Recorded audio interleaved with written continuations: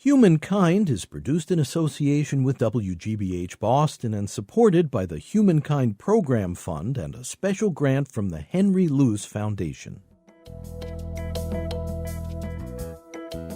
It is literally comfortable. In the summer, the house is cool. In the winter, it is warm. There are no drafts.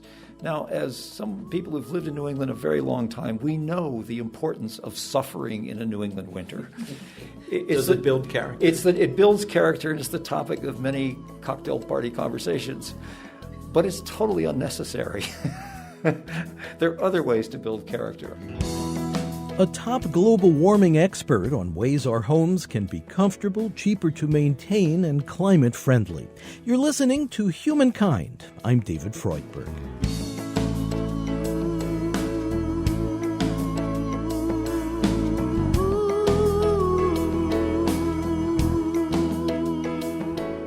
The greenhouse gases that are altering the global climate have numerous sources. Automotive vehicles release their gases through the fuel they burn. Industrialized agriculture, with its heavy dependence on fossil-based fertilizers and its waste products, is another chief source of heat-trapping gases.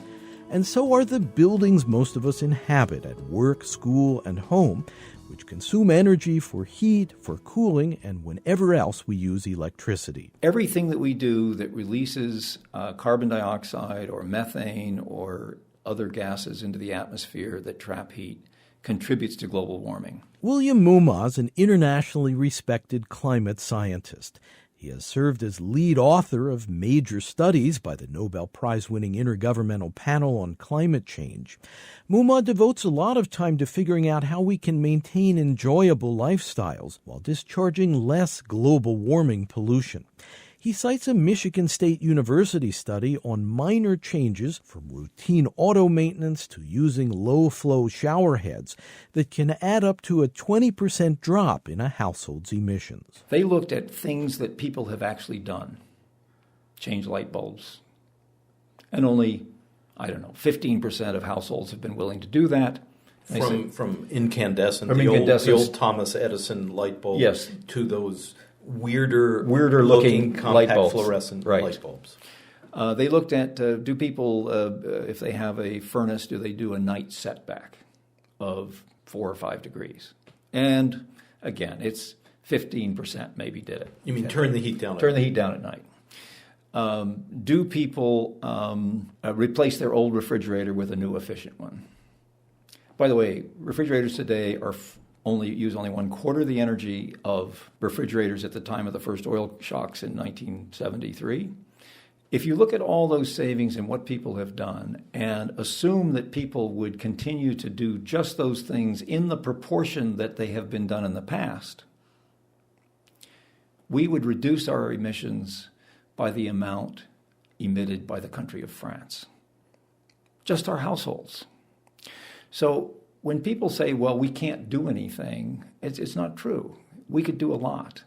It's a question with relatively minor adjustments to lifestyle. We have to do a whole lot more than that in the long term, but we can get started, and then that puts us on a track to do the big things that we will need to do later on. The big things may involve changes in public policy, such as cap-and-trade systems and transportation infrastructure, to limit the release of greenhouse gases. But a substantial amount of emissions result from choices we make as individuals, including how we travel. Transportation fueled by petroleum accounts for an estimated 23% of total worldwide emissions associated with global warming. That's a lot. In the U.S., it's much higher. About a third of our emissions come from the transport sector. So a third of the heat-trapping greenhouse gases emitted by Americans come from transportation. Yes, much higher than the rest of the world. Now, what can we do? Well, for starters, and it's interesting what has happened in the last couple of years, for starters, the next time you replace your vehicle, replace it with one that is more efficient. No matter what it is. Even if you don't go with a hybrid vehicle or a purely electric vehicle, just being more efficient in use of gasoline can Yes. have an impact. Well, I did the math on this once, and it's kind of interesting. If you buy any vehicle, even if you had a Hummer before that was getting 12 miles per gallon, and you replace it with a SUV that got 24 miles per gallon, which we're beginning to see available, over the life of that vehicle, which is about 11 or 12 years, you would be reducing your emissions from driving by about 5% a year every year. That gets us that's on a trajectory that works. Is 5% enough? 5% is a good start, and it would be, and it's a huge reduction. The bigger the vehicle, a 50% reduction in energy use is a lot of energy use that you're saving, a lot of emissions that you're reducing. Now, if you go to the other end of the spectrum and you already have a Prius that's getting 45 or 50 miles per gallon, that's going to be the standard in the not the next round of efficiency gains, but the one after that. That's been agreed to by the auto companies and by the government. They have basically signed a deal, which is fascinating because it's for years the auto industry claimed that they couldn't do this and so forth. And now the number of vehicles that are 30 miles per gallon or more, or 40 miles per gallon or more, every company is advertising that. Yeah, I thought these were electric. It is, yeah. So what are you doing at a gas station? Well, it still takes gas to go farther. But you're not getting gas. True, not this time. Don't have to gas up very often. So you have to go to the bathroom. No. Because you do. In surveys that have been done, everyone from the biggest SUV driver to the Prius driver, their biggest complaint about their vehicle is it should get better fuel mileage. And that's probably driven, so to speak, largely because of the cost of Certainly fuel. cost is a big factor. But it's almost like we need to train ourselves to think of fuel cost, whether at the gasoline pump or fuel costs at home, as also being environmental costs. That's right. Plus, let's remember, a significant fraction of our defense budget goes to protecting the sea lane so we can ship oil around the world. That doesn't appear on our gasoline tax. Probably should. Or our home heating oil tax. Instead, it comes out of general revenues. The latest, the U.S. military says it will not tolerate any Iranian disruptions of oil shipments in the Strait of Hormuz. The threats and counter-threats come at a time when the Iranian Navy is conducting war exercises in the Strait and inevitably coming close to U.S. warships. In the meantime, the blustering affects the price of oil. Well over $100 billion, every year, goes to just protecting our access to oil. That's part of the tax bill that we pay. That's part of the tax bill we pay.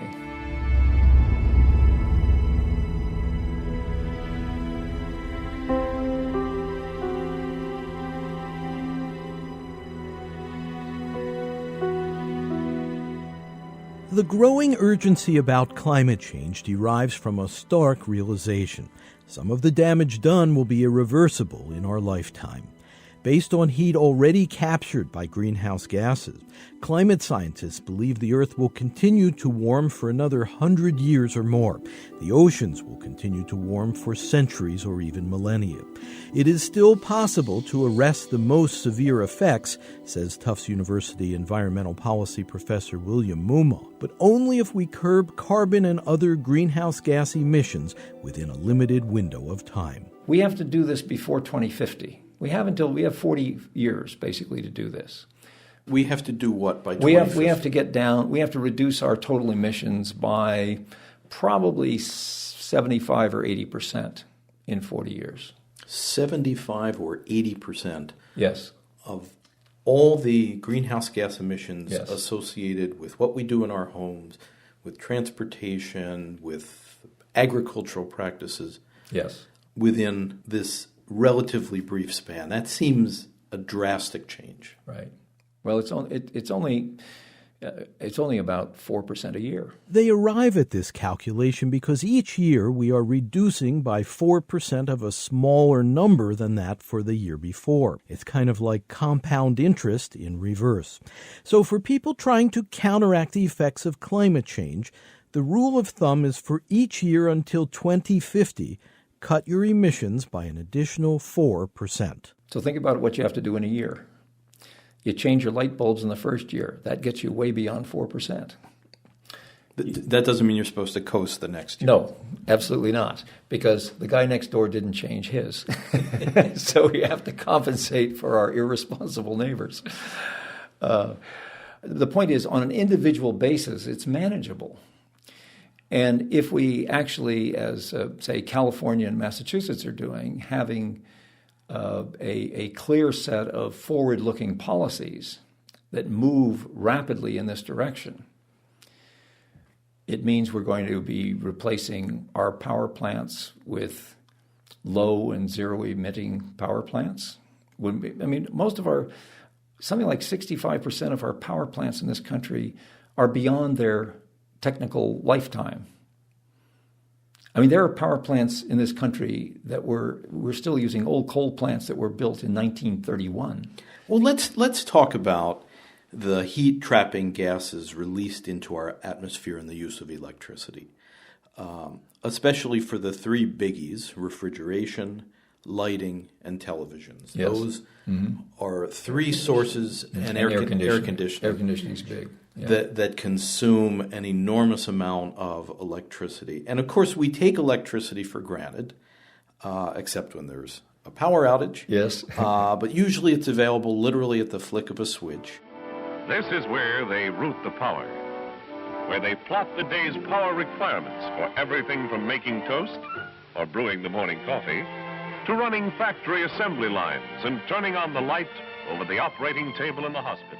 This 1952 promotional film, sponsored by the General Electric Company, praised the amazing benefits of access to electric power. Electrification was still relatively new in many rural regions of the United States. At the time, little attention was paid to the huge environmental footprint of generating most electricity, but concern about global warming has changed that. Well, the first thing is to reduce the amount that we use. William Mumma. Slightly more than half of all the electricity in the United States is generated by burning coal at a power station. And coal puts out the most carbon dioxide per unit of energy you get out of any of the fuels. More than oil, more than gasoline, except for wood. Coal is the biggest contributor to, it's the biggest source of energy in the world for all purposes, industrial purposes, amazingly enough, heating and electricity. So every time you flick a switch, think of a puff of heat-trapping gas going up a stack somewhere, because most of our electricity, something like 85% of it, comes from either coal or natural gas, or in New England, some of it comes from burning oil. So although we don't think of it, it's out of sight, out of mind, a direct connection between our use of electricity and these gases that trap heat in the atmosphere, produce the greenhouse effect, and contribute to global warming. That's right. With the birth of the electrical age, a nation's standard of living surged forward. The nerve center of the new way of life is the dispatcher's center of the utility that serves your community.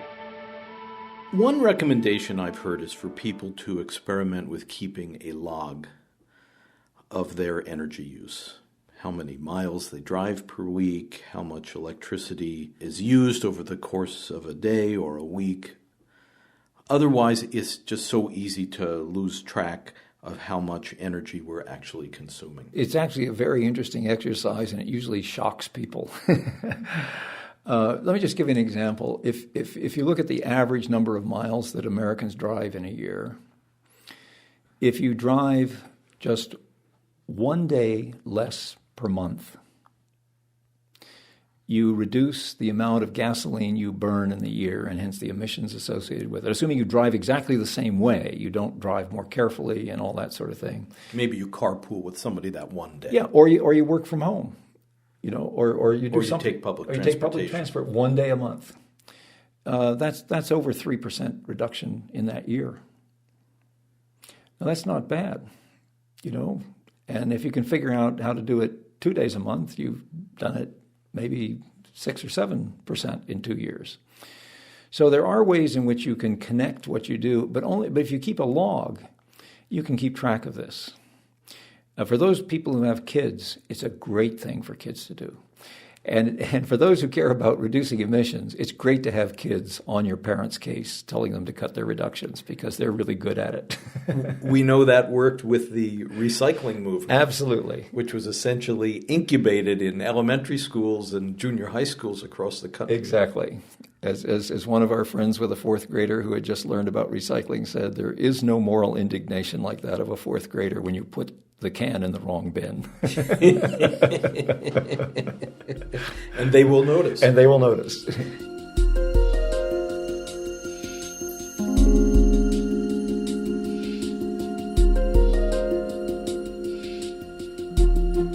We're exploring ways that individuals can reduce their environmental footprint and counteract global warming. You're listening to a Humankind special, Hope in Action. I'm David Freudberg. For more information on this segment, please visit humanmedia.org.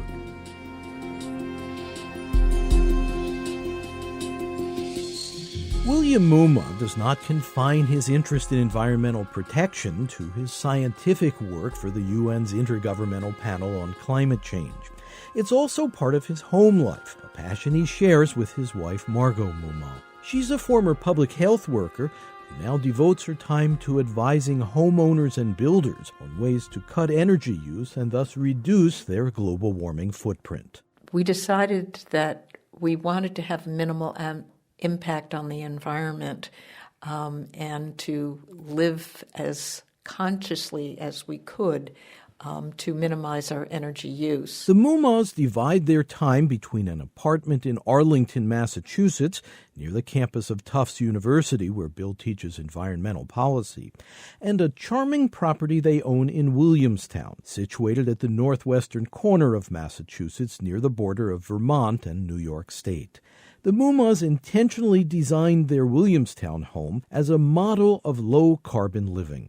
And so the first thing was, because it was a lovely piece of land and actually a pretty active and healthy ecosystem with supporting quite an array of wildlife and having both meadows and woods as well as a pond, the first thing we decided to do in building that house is to cut a minimum of trees and to site the house within the natural landscape.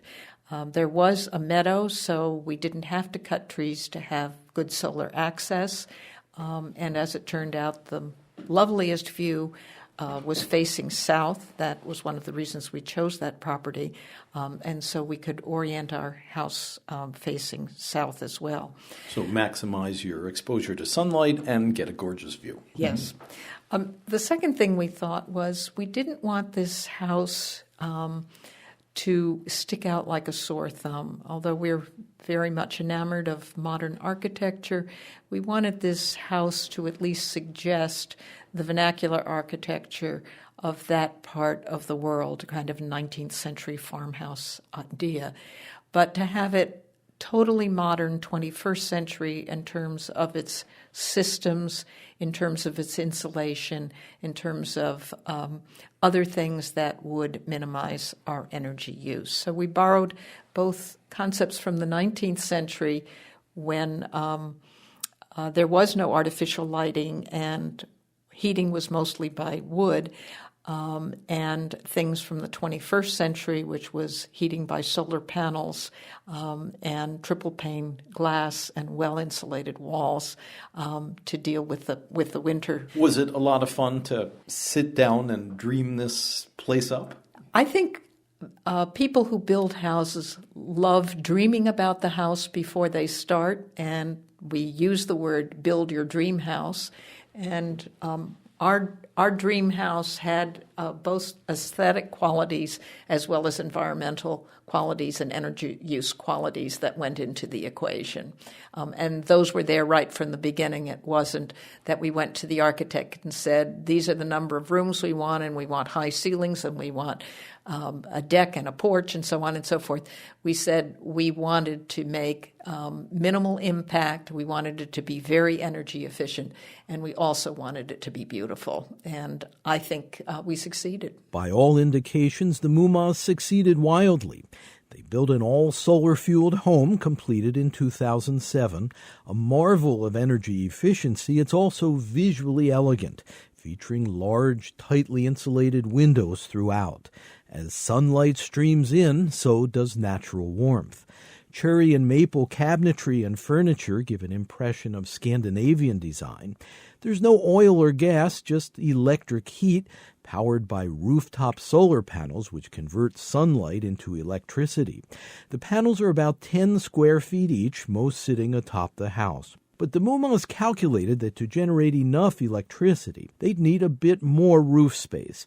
So they added a large shed out back, also with panels on top. The shed is for storage of things that don't need to be in heated space, like garden equipment and skis, bicycles, canoe. Roof of the shed is oriented in such a way that it accommodates about 40% of our solar panels. 60% are on the house and about 40% are on the shed. And this is a total of how many solar panels? 66 altogether. And for people more technically trained, 7.3 kilowatt array. Their solar panels produce enough electricity, an average of about 500 kilowatts per month, to cover all household needs for the entire year. This includes enough electric heat to get the Mumas comfortably through a New England winter. But they still connect to the local power grid. Margot Muma. Because the sun doesn't shine evenly 24 hours a day throughout the year, we find ourselves in a situation where during the late spring, summer, and early fall, we are producing more energy than we use and therefore exporting it to the grid. So you're basically a power plant. We're a small power plant.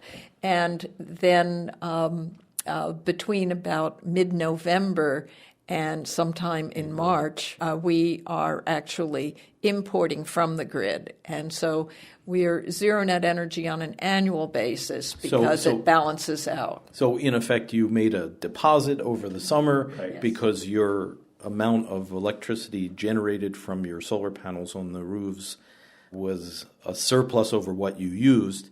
And then withdrawing that amount out of the energy bank, known as your electric company, during the months when you're able to generate less on your own. You can think about it like a savings bank account in that way, yes. And you're saying over the course of a year it comes to about zero? Yes, yes. We may be plus or minus 200, 300 kilowatt hours, but it's very close to that. The solar panels meet their fuel needs, but the Mumas do end up paying minor utility fees because they link to the power grid. Our cost, because of those meter reading fees and various things like that, comes to about $120 a year. It's for heating and lighting and pumps and fans and every plug-in device. It's everything in this house runs on electricity, and hot water. Hot water is a big user of energy. And the hot water is heated through electricity? It's heated by a heat pump that is run by electricity. The heat pump actually pumps on the water to raise its temperature rather than heating it directly with a heating element. Bill and Margot Muma have shown it's possible to live in a truly lovely home and keep their environmental footprint to a bare minimum, a goal more and more of us may confront as the climate change crisis deepens. But the Mumas are quick to add that not everyone can afford or will need to live at the level of tasteful style they've chosen. You can see photos of their home at our website, humanmedia.org.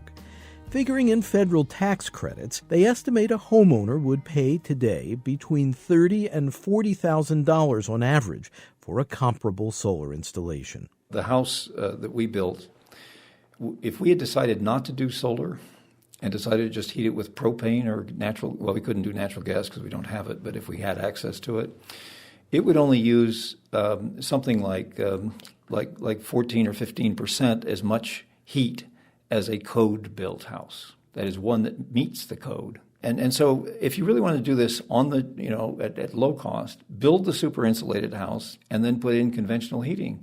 You reduce your emissions by 85%.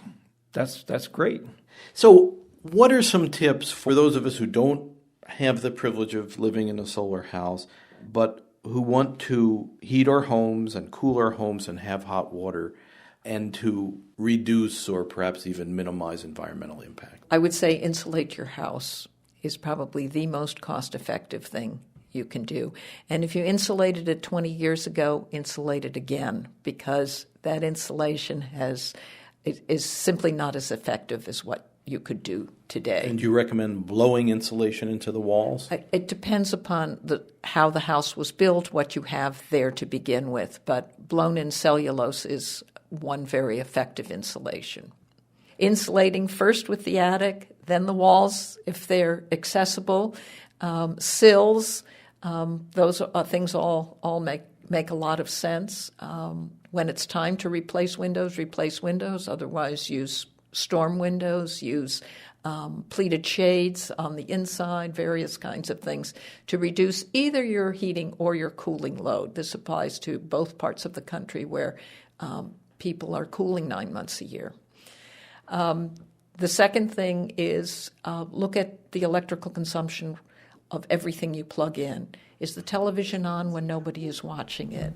I don't like your accusatory tone. Well, I'd use a different tone, but I'm trying to accuse you of something. Gabby, you have to admit, Bree, there does seem to be a link between you and Mr. Creepy letter-writing guy. So you can sort of systematically go around your house and look at everything that you plug in and say, first place, is this necessary? Second, is it on when I don't need it?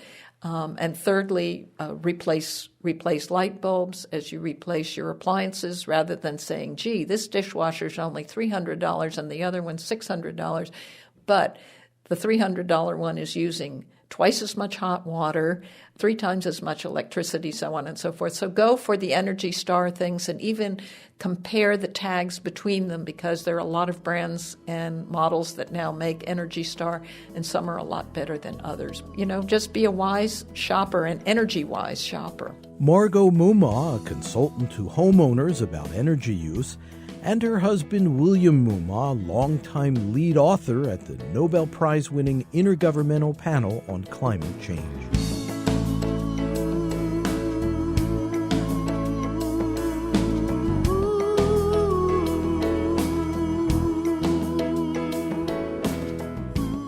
You're listening to Humankind. I'm David Freudberg. Studio recording by Antonio Oliard. Editorial assistance from Thomas Royal and Kathy Graham. Webmaster Brian K. Johnson. Special thanks to Art Cohen and Tony Buck.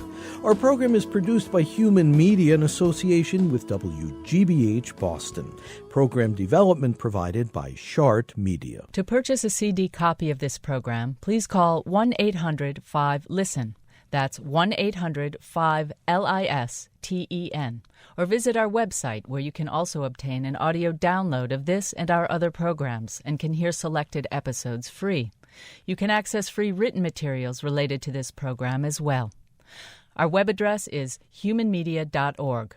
Again, if you'd like to purchase a CD copy of Humankind by phone, please call 1-800-5-LISTEN, and our web address is humanmedia.org. This segment, part 2 of Hope in Action, is Humankind program number 174. The executive producer is David Freudberg. This is Humankind.